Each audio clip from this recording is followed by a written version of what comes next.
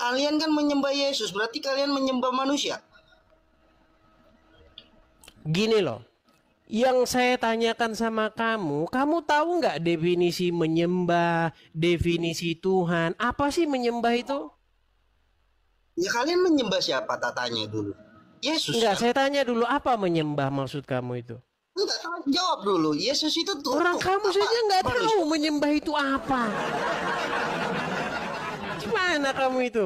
Kalau saya tunjukkan ayatnya di dalam Al-Quran, Allah menyuruh menyembah manusia gimana? Mana? Coba tunjukkan.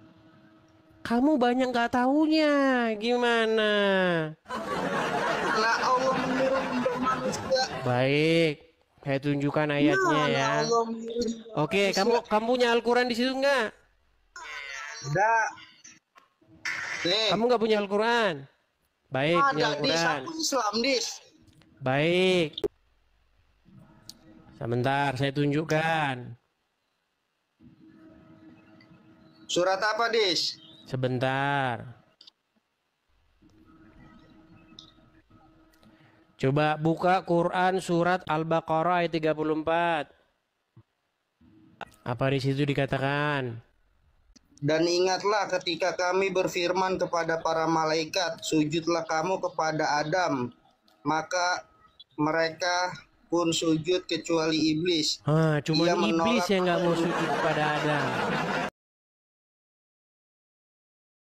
Sekarang saya tanya, sujud itu bahasa apa? Ibadah, nyembah. Oke, ada nggak di Iya, situ disuruh? menyembah. Di situ ada nggak disuruh menyembah manusia?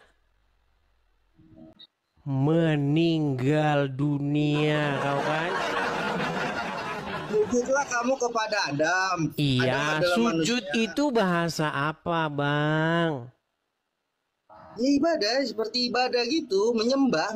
Iya, berarti ada nggak di situ disuruh menyembah manusia? Beda kamu menafsirkannya. Nah, Nggak beda gitu menafsirkannya lagi. Beda menafsirkan apa lagi, Salma?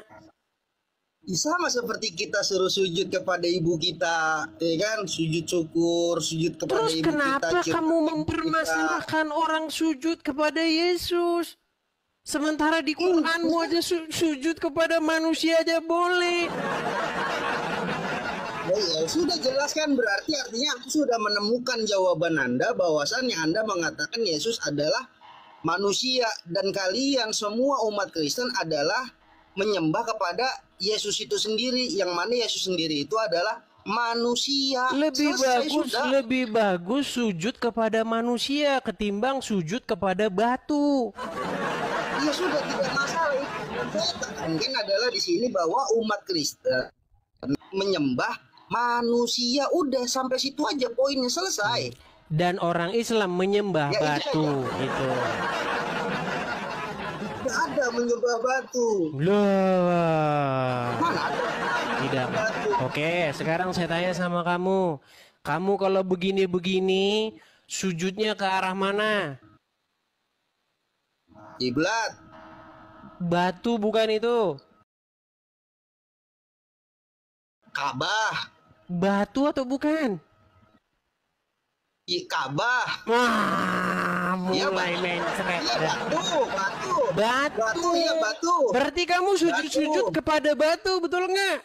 Itu kan menyuruhkan umat Islam agar iya, artinya kamu bersujud kepada batu. Kalau saya bersujud kepada Yesus, kalau saya bersujud karena Yesus memiliki kuasa, karena dia hidup, gimana? Daripada sujud kepada batu, gimana?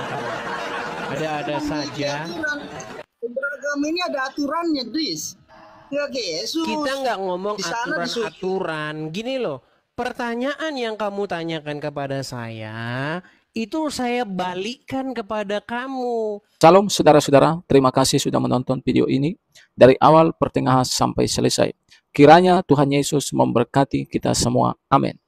Teman-teman, kita sudah dengarkan tadi tanggapan dari Sang Edis TV ketika Sang Muslim mengatakan bahwa orang Kristen menyembah manusia. Justru Sang Edis TV lebih menunjukkan kepada sang Muslim itu, sehingga sang Muslim malu dan kabur karena tidak bisa menjawab, tidak bisa berkata-kata lagi. Teman-teman, kita harus sadar, lebih dari 2000 tahun yang lalu ketika Tuhan Yesus, Sang Firman, menjadi manusia. Memang dia adalah manusia 100% pada saat itu. Tetapi kita juga harus ingat, dia juga adalah Allah 100%. Tujuannya menjadi manusia, agar menyelamatkan manusia yang berdosa. Supaya apa? Manusia yang percaya kepadanya tidak binasa, melainkan beroleh kehidupan yang kekal. Saudara, kita harus ingat, kita harus sadar, kita menyembah Yesus karena dia adalah Tuhan yang berkuasa di bumi, dia adalah Tuhan yang berkuasa di surga. Dia bisa membangkitkan orang mati, dia bisa mengampuni dosa, memelekkan orang buta, mentahirkan orang kusta. Dia sangat berkuasa, dan kuasanya itu bukan hanya di dunia ini saja, tapi dia berkuasa di bumi, dia berkuasa di surga. Jadi, dia adalah pribadi yang harus kita sembah. Ya, bahkan Bapa Surgawi berkata, inilah anakku yang kukasihi, kepadanya lah aku berkenan, dengarkanlah dia. Menyembah atau kata Tuhan itu artinya kita mengikuti apa yang dia mau. Jadi apa yang dia mau, apa yang menjadi kemauan Tuhan Yesus, ya kita harus ikuti. Itu namanya mempertuhankan. Bukan hanya sujud menyembah, tapi juga kita mengikuti kemauan Tuhan Yesus. Artinya tidak boleh ada sesuatu yang lain yang kita ikuti. Maksudnya tidak boleh ada ilah-ilah lain. Ya, contohnya kita memiliki hobi, kita tidak boleh menjadikan hobi itu nomor satu. Tapi Tuhan, kehendak Tuhan itulah nomor satu. Itu namanya mempertuhankan. Ya, itulah artinya Tuhan. Jadi Tuhan itu adalah pribadi yang harus kita ikuti. Ya. Yesus katakan, akulah jalan, akulah kebenaran, akulah hidup. Tidak ada seorang pun yang sampai kepada Bapa kalau tidak melalui aku. Jadi teman-teman, kalau kita mau sampai ke surga, maka kita harus memiliki Yesus. Kita harus percaya Yesus, sehingga saudara dan saya selamat, dan saudara tahu jalan ke surga. Itulah arti kata mempertuhankan. Jadi, ya teman-teman, mari bersyukur kalau kita boleh mengenal Yesus. Dia adalah pribadi yang mengasihi kita.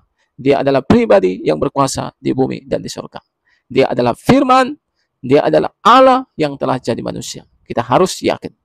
Kiranya video ini boleh memberikan pelajaran penting bagi kita dan bagi saudara-saudara Muslim yang selama ini belum percaya, agar mereka percaya.